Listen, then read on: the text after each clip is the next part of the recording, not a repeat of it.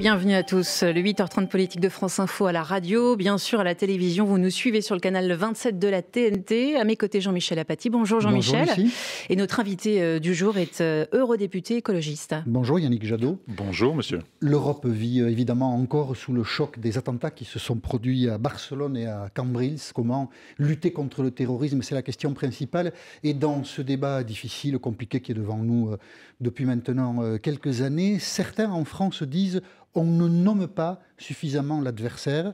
On a des pudeurs à le faire. Écoutez, le député Alain Marceau, c'était il y a 2 ou 3 jours. On n'a pas osé nommer l'ennemi. Sur BFM. On n'a même pas dit un seul. Donc on va écouter Alain Marceau sur BFM qui se plaint du fait que nous ne nommions pas assez nettement la menace qui est la nôtre. On n'a pas osé nommer l'ennemi. On n'a même pas dit un seul moment qu'il s'agissait de l'islamo-fascisme, que c'était l'islam intégriste qui motivait ce genre d'action. Mais comme si on avait peur de nommer l'ennemi, je peux vous assurer que si on a peur de nommer l'ennemi, on ne risque pas de gagner cette guerre. On a peur de nommer ceux qui nous menacent, de nommer notre ennemi, comme le dit Alain Marceau. Je ne crois pas.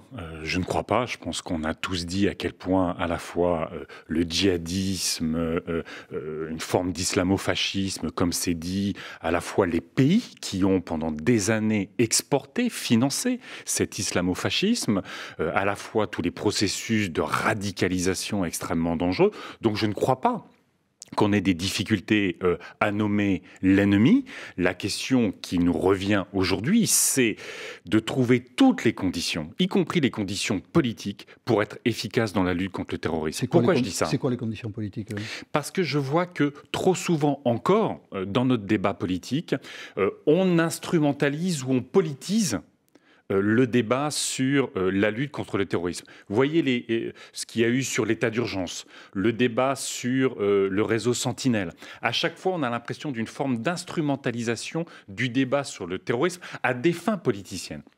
Moi, j'ai toujours porté l'idée qu'il fallait un Conseil national de lutte contre le terrorisme rattaché au président de la République. Il a déjà mis en place un conseil, mais où il y a surtout les experts et les services. Moi, je souhaiterais qu'il y ait tous les représentants des partis politiques, des groupes parlementaires, pour s'assurer qu'ensemble, en dehors de toute instrumentalisation, en dehors de toute polémique, on se concentre sur ce qui est efficace. Est-ce que le réseau Sentinelle est efficace ou pas ? Mais au moins qu'on ait, y compris vis-à-vis de nos citoyens, la parole la plus unie possible pour pouvoir dire « là, vous avez un besoin ». De visibilité des forces de sécurité. Mais les moyens qu'on affecte là sont pas forcément les plus efficaces. Il faudrait mieux les affecter ailleurs, dans le renseignement de proximité, dans la police de proximité, dans la coopération européenne. Vous savez que je porte l'idée d'un FBI européen. On a besoin, au moment où ces terroristes voyagent, de plus de coopération européenne. Mais on a des tentatives, par exemple, d'établir des centres de déradicalisation en France. Il y en a un récemment qui, à peine ouvert 1 an après, a été un fiasco total. Donc on fait des tentatives quand même dans le désendoctrinement et on est face aussi à nos manques de compétences à ce niveau-là. On est face à des manques de compétences, on est face aussi, reconnaissons-le, à des formes de terrorisme qui sont extrêmement compliquées à combattre. Quand aujourd'hui un terroriste qui potentiellement s'est radicalisé en 2-3 jours sort avec un couteau dans la rue pour essayer de tuer un militaire, évidemment c'est extrêmement difficile à combattre. Mais du coup, la nécessité absolue de mettre tous nos moyens là où c'est efficace, sur les réseaux Internet, de leur communication. On lit aujourd'hui dans la presse, moi je ne suis pas un expert des réseaux ni au fond de la lutte contre le terrorisme, mais on lit qu'ils arrivent à communiquer sur des réseaux où nos services de renseignement ont beaucoup de mal à pénétrer. Bien sûr, oui. Donc il faut renforcer ces moyens-là pour dès qu'il y a une communication qui potentiellement porte un risque terroriste, qu'on puisse intervenir en amont. Parce que dans ce truc-là, c'est toujours la prévention qui gagne. Et l'une des questions qui est posée à nos sociétés, l'attentat de Barcelone l'a bien montré, c'est comment protéger ces lieux où se rassemblent des foules.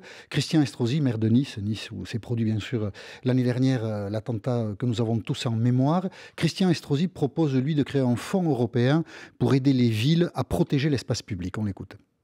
Je pense qu'il pourrait y avoir un fonds européen spécifiquement dédié à accompagner les communes européennes qui s'engagent à faire des investissements pour protéger leur population, leurs visiteurs, notamment les communes touristiques. C'est une bonne idée, un fonds européen? Bien sûr, il faut des fonds. On sait à quel point aujourd'hui il faut créer des sas en matière de circulation avant toutes les zones piétonnes. C'est vrai que c'est toute la réflexion qui est menée par les villes en matière d'aménagement urbain pour qu'on ne puisse pas arriver à forte vitesse sur une zone où il y a beaucoup de monde. Donc il faut ça, mais il faut aussi, après, il faut pratiquement fermer les villes. Non, la question n'est pas de fermer les villes, parce que ça sera toujours extrêmement compliqué. Mais il faut s'assurer que sur des zones de concentration de population, une voiture ne puisse pas arriver à vitesse élevée. Il y a déjà des villes qui expérimentent ça, donc il faut renforcer ça. Mais au-delà de ça, si je peux me permettre, on voit bien à quel point nos sociétés sont confrontées à des enjeux majeurs, ces enjeux de menaces, et que nous devons aussi, parce que réfléchir et travailler à ce que nous sachions pourquoi, qui on est, nous sachions pourquoi nous voulons totalement combattre cette barbarie. Qu'est-ce qui fait société entre nous? Qu'est-ce qui nous réunit? Qu'est-ce qui fait qu'on sait ce que l'on est et que justement on va combattre les barbares? Et je trouve que, incontestablement, le débat politique aujourd'hui n'est pas à la hauteur de cet enjeu-là.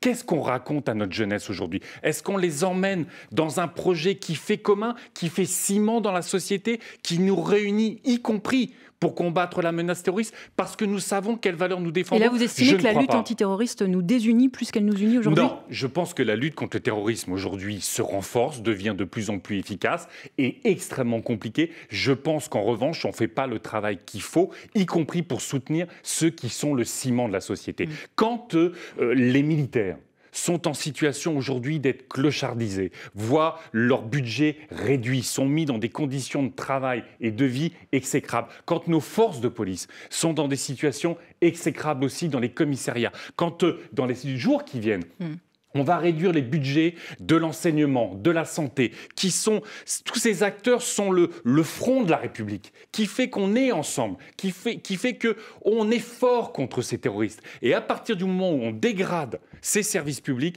on se met en situation difficile, toujours vis-à-vis des terroristes. Yannick Jadot, vous ne bougez pas. La suite du 8h30 politique, c'est juste après l'essentiel, il est 8h40. Stéphane Milhomme.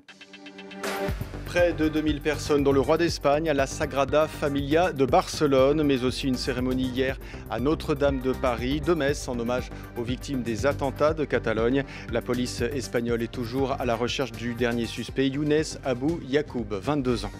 Au moins 10 marins américains portés disparus dans les eaux de Singapour. 5 blessés selon l'US Navy. Les suites d'une collision cette nuit entre un destroyer américain et un pétrolier. La SNCF annonce un remboursement exceptionnel pour les voyageurs concernés. Un geste après la galère samedi à cause d'un incendie à hauteur d'Aubagne dans les Bouches-du-Rhône. Près de 3000 voyageurs ont dormi dans des TGV. Lente reprise du trafic depuis hier après-midi entre Marseille, Lyon et Lille. Et puis il était le roi de la comédie américaine, plus de 60 films au compteur. Jerry Lewis est mort hier à 91 ans. Aux États-Unis, il avait également initié le Téléthon. Et d'ailleurs, l'Association française contre les myopathies salue ce matin un immense comédien engagé aussi dans ce combat. La suite du 8h30 politique de France Info. Nous sommes toujours avec Yannick Jadot, l'eurodéputé écologiste, et avec nous Jean-Michel Apathy. La rentrée se prépare. Le gouvernement va présenter à la fin du mois sa réforme complète du Code du travail. Et puis il y a un autre débat aussi qui est arrivé, la fin des emplois aidés. Selon la ministre du Travail, ces emplois aidés qui coûtent très cher au budget de l'État n'ont pratiquement pas d'effet positif sur le marché du travail. On écoute Muriel Pénicaud à l'Assemblée nationale. 1. Les contrats aidés sont extrêmement coûteux pour la nation. 2. Ils ne sont pas efficaces dans la lutte contre le chômage. Et 3. Ils ne sont pas un tremplin pour l'insertion professionnelle. Voilà, ça c'est une exécution en règle. Muriel Pénicaud a raison, Yannick Jadot? Non, elle a tort. C'est vrai? Est-ce qu'il faut renforcer toujours l'apprentissage, l'insertion professionnelle? Évidemment. Est-ce qu'aujourd'hui, les emplois aidés sont inutiles pour la société, coûtent extrêmement cher? Je conteste cette version des faits. Cher, oui. Oui, enfin, on a fait le CICE, ça coûte 30, 40 milliards pour 100 000 emplois. Là, on est dans des emplois qui coûtent beaucoup moins cher. 4 milliards l'an dernier. Vous voyez, donc on est sur des chiffres beaucoup moins élevés. Je parlais tout à l'heure de ce qui fait le ciment de la société. Dans ces emplois aidés, il y a plein aujourd'hui de jeunes qui travaillent dans les associations. Ce gouvernement a aussi flingué les subventions aux associations de quartier qui permettent, dans des zones où il y a très peu de services publics, de faire encore du lien. Est-ce que c'est ça l'avenir qu'on va proposer à nos jeunes? En fait, il faut rien changer. On réduit les APL, on supprime les emplois aidés, on va faire des contrats 0 heure. Regardez en Italie, avec les réformes du marché du travail, les jeunes sont en train de s'enfuir d'Italie. Est-ce que c'est ça qu'on propose à nos jeunes? Est-ce qu'on va continuer à supprimer?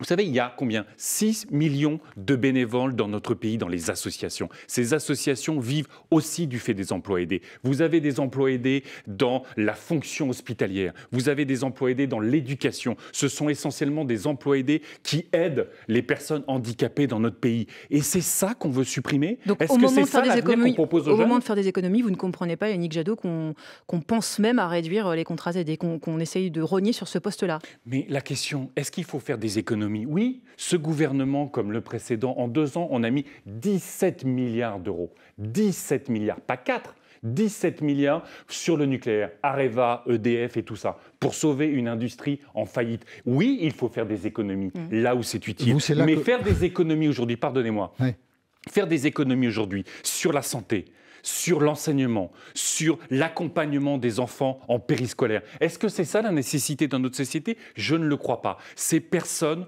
contribuent à faire ciment, contribuent à faire société. Et je trouve ça qu'il faille toujours améliorer, d'accord, mais que franchement, le message qu'est envoyé à notre jeunesse aujourd'hui, c'est réduction des APL. Vous avez fait des reportages ce matin sur l'élévation du coût du logement. Réduction des APL, suppression des emplois aidés, contrat à 0 heure, si c'est ça la perspective, non merci.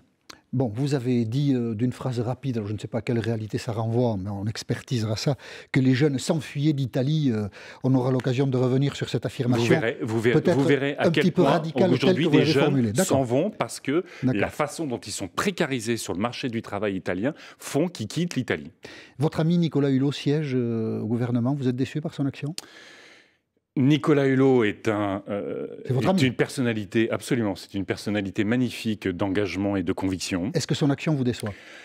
L'action du gouvernement me déçoit très clairement. Et donc celle de Nicolas Hulot aussi. Qu'est-ce qu'on a eu dernièrement? On a eu un repli sur les néonicotinoïdes, on a eu un recul absolument inacceptable sur les perturbateurs endocriniens quand on connaît les conséquences sanitaires. Nous voyons le scandale des œufs contaminés où le ministre de l'Agriculture préfère défendre l'agrobusiness, préfère défendre des systèmes d'élevage absolument inacceptables plutôt que l'information du consommateur, plutôt que notre santé, plutôt que de défendre des paysans qui respectent les animaux, la terre et qui nous respectent par une alimentation de qualité. Et on n'a pas du tout entendu Nicolas Hulot sur ce dossier.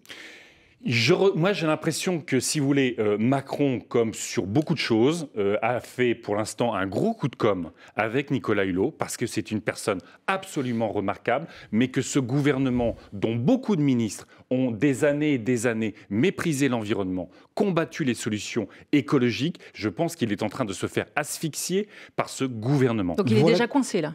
Il n'a pas les moyens de ses ambitions. Déjà coincé. Regardez comment s'organisent les États généraux de l'agriculture. C'est le ministre, c'était une idée de Nicolas Hulot. De l'alimentation. Et de l'alimentation. Eh bien, regardez comment ça s'organise. C'est le ministre de l'Agriculture avec la direction de la FNSEA, la grande distribution et l'agrobusiness. C'est pas comme ça qu'on va sauver nos paysans. La moitié de nos paysans vivent avec moins de 350 € par mois parce qu'ils sont pris dans un système intensif qui vit de perfusion chimique et qui vit de subventions publiques. Il faut réformer ça pour sauver nos paysans et nos campagnes. Écoutez ce que disait à propos de Nicolas Hulot, c'était à la fin du mois de mai, donc il y a déjà près de 3 mois, Jean-Luc Mélenchon qui parle de Nicolas Hulot, on l'écoute sur France 3.